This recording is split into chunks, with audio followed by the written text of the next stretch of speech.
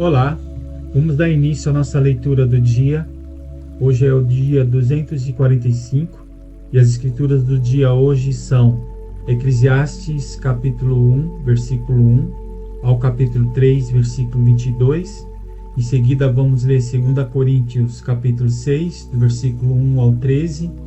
Depois vamos ler Salmos capítulo 46, do versículo 1 ao 11.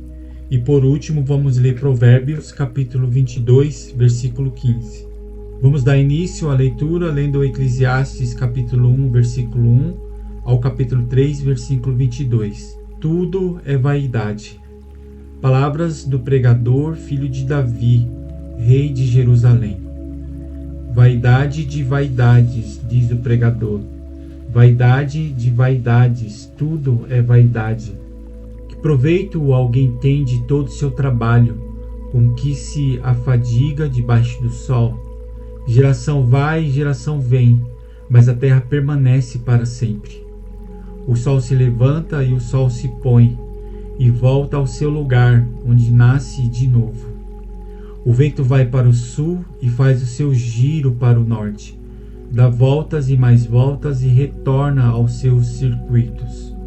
Todos os rios correm para o mar, e o mar não se enche. Ao lugar para onde correm os rios, para lá eles voltam a correr. O que foi é o que há de ser, e o que se fez, isso se tornará a fazer. Não há nada de novo debaixo do sol. Será que existe alguma coisa que se possa dizer, veja, isto é novo?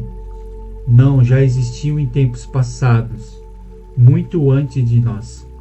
Já não há lembrança das coisas que se foram, e das coisas que ainda virão, também não haverá memória entre os que hão de vir depois delas. A experiência do pregador. Eu, o pregador, venho sendo o rei de Israel em Jerusalém. Dediquei-me a investigar e a me informar com sabedoria a respeito de tudo o que se faz debaixo do sol. Que enfadonho trabalho Deus impôs os filhos dos homens, para com ele os afligir. Vi todas as obras que se fazem debaixo do sol, e eis que tudo é vaidade e correr atrás do vento. Aquilo que é torto não pode ser endireitado, e o que falta não pode ser contado. Eu disse a mim mesmo, eu me tornei importante e superei em sabedoria todos os que governam em Jerusalém antes de mim.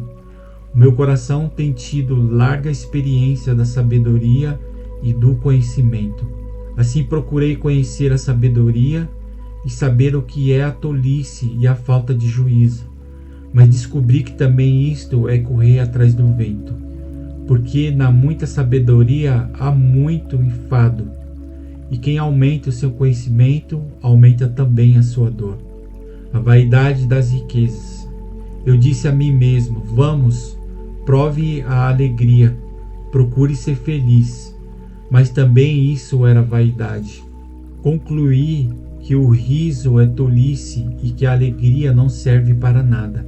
Resolvi no meu coração entregar-me ao vinho, sem deixar de me guiar pela sabedoria e de me apoderar da loucura, até descobrir o que de bom os filhos dos homens poderiam fazer debaixo do céu, durante os poucos dias da sua vida.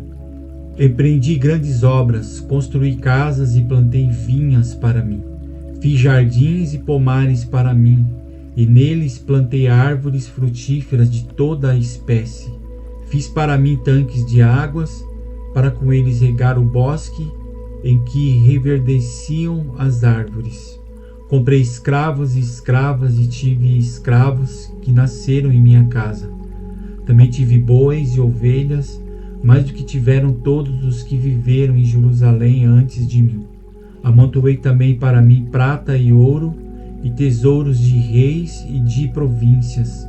Provi-me de cantores e cantoras e das delícias dos filhos dos homens, mulheres e mais mulheres. Eu me tornei importante e superei todos os que viveram antes de mim em Jerusalém, e a minha sabedoria nunca me abandonou.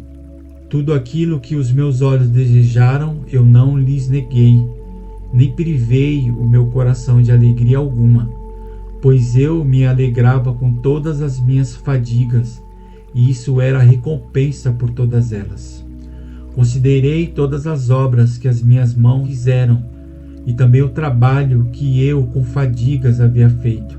E eis que tudo era vaidade e correr atrás do vento, e nenhum proveito havia debaixo do sol. A vaidade da sabedoria. Então passei a refletir sobre a sabedoria, a tolice e a falta de juízo. O que poderá fazer o sucessor do rei? O mesmo que outros já fizeram.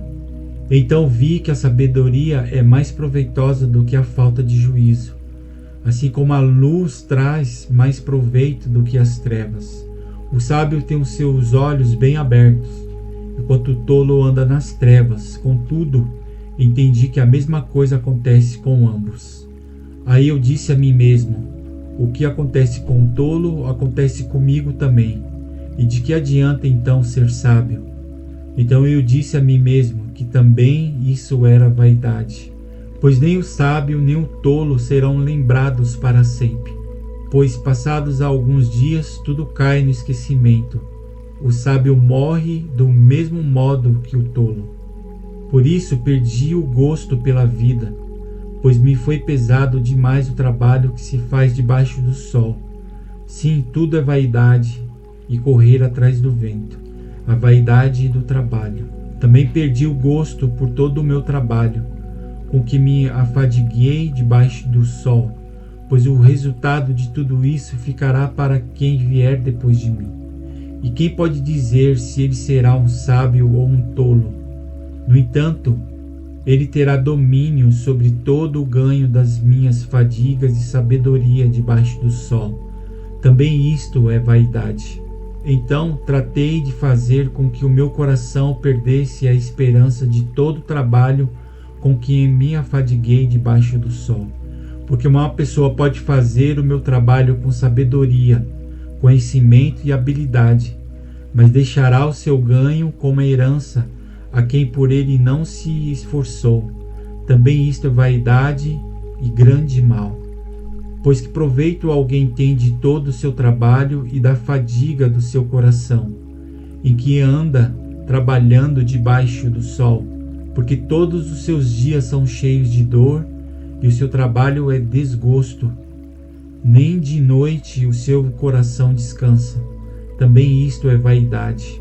Não há nada melhor para o ser humano do que comer, beber e fazer com que sua alma desfrute o que conseguiu do seu trabalho. No entanto, vi também que isto vem da mão de Deus. Pois, separado deste, quem pode comer ou quem pode alegrar-se? Porque Deus dá sabedoria, conhecimento e prazer à pessoa que lhe agrada, mas ao pecador dá trabalho, para que ele ajunte e amontoe, a fim de dar àquele que agrada a Deus. Também isto é vaidade e correr atrás do vento. Tempo para tudo.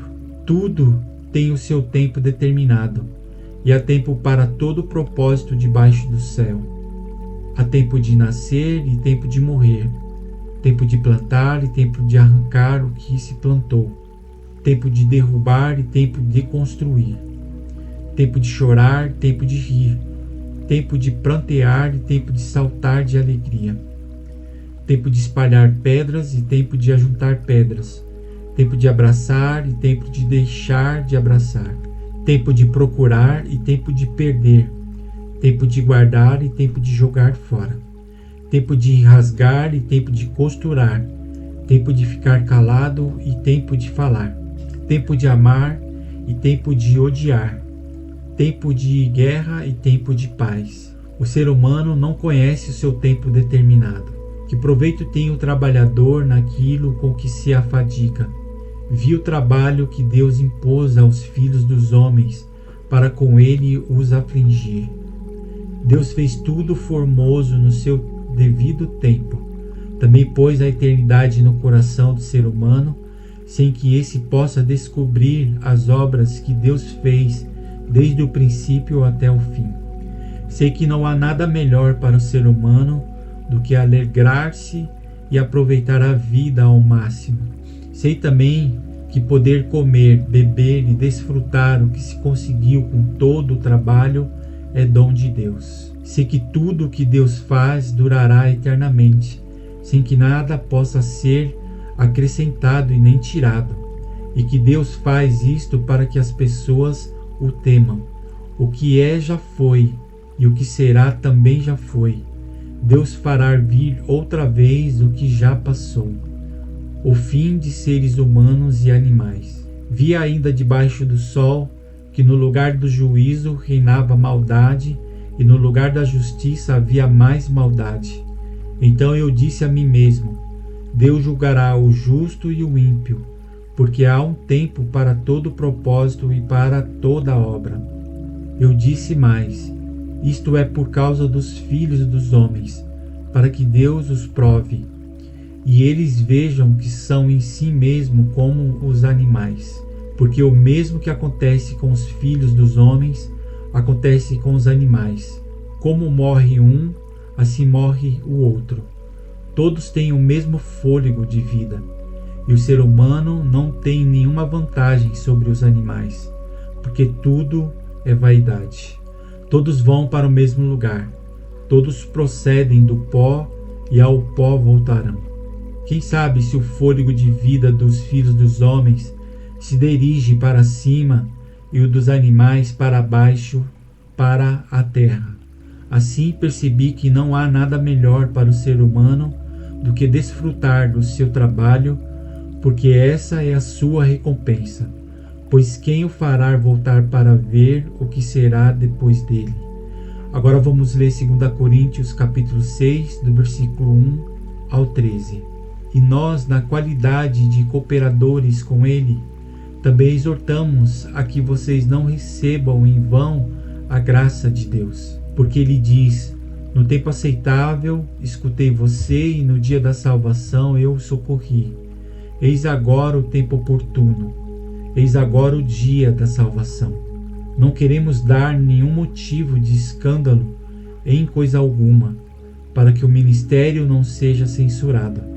Pelo contrário, em tudo nos recomendamos a nós mesmos como ministro de Deus, na muita paciência, nas aflições, nas privações, nas angústias, nos açoites, nas prisões, nos tumultos, nos trabalhos, nas vigílias, nos jejuns, na pureza, no saber, na paciência, na bondade, no Espírito Santo, no amor não fingido, na palavra da verdade, no poder de Deus, pelas armas da justiça, tanto para atacar como para defender, por honra e por desonra, por infâmia e por boa fama, como enganadores e sendo verdadeiros, como desconhecidos, mas sendo bem conhecidos, como se estivéssemos morrendo, mas eis que vivemos, como castigados, porém não mortos, como entristecidos, mas sempre alegres, como pobres, mas enriquecendo a muitos, como nada tendo, mas possuindo tudo. Ó Coríntios, temos falado com toda a franqueza e estamos de coração aberto para vocês. Nosso afeto por vocês não tem limites. Vocês é que estão limitados em seu afeto por nós. Ora, como justa retribuição, e falo a vocês como a filhos, peço que também vocês abram o seu coração para nós. Agora vamos ler Salmos, capítulo 46, versículo 1 ao 11. Deus é o nosso refúgio e a fortaleza, ao mestre de canto dos filhos de Corá, em voz de soprano, cântico. Deus é o nosso refúgio e fortaleza, socorro bem presente nas tribulações. Portanto, não temeremos, ainda que a terra se transtorne e nos montes se abalem no seio dos mares, ainda que as águas tumultuem e espumejem e na sua fúria os montes estremeçam. Há um rio cujas correntes alegram a cidade de Deus, o santuário das moradas do Altíssimo. Deus está no meio dela, jamais será abalada. Deus ajudará desde o romper da manhã. Bramam nações, reinam se abalam. Deus faz ouvir a sua voz e a terra se dissolve. O Senhor dos exércitos está conosco. O Deus de Jacó é o nosso refúgio. Venham contemplar as obras do Senhor, que tem feito desolações na terra. Ele faz cessar as guerras até os confins do mundo. Quebra o arco e despedaça a lança. Queima os carros no fogo. Aquietem-se e saibam que eu sou Deus. Sou exaltado entre as nações, sou exaltado na terra. O Senhor dos exércitos está conosco. O Deus de Jacó é o nosso refúgio. Agora vamos ler Provérbios capítulo 22, versículo 15. A tolice está ligada ao coração da criança, mas a vara da disciplina a afastará dela. E aqui encerramos a leitura do nosso dia. Obrigado pela sua participação e amanhã estaremos aqui novamente dando continuidade na leitura da palavra. E que Deus abençoe o seu dia. Um grande abraço e até amanhã.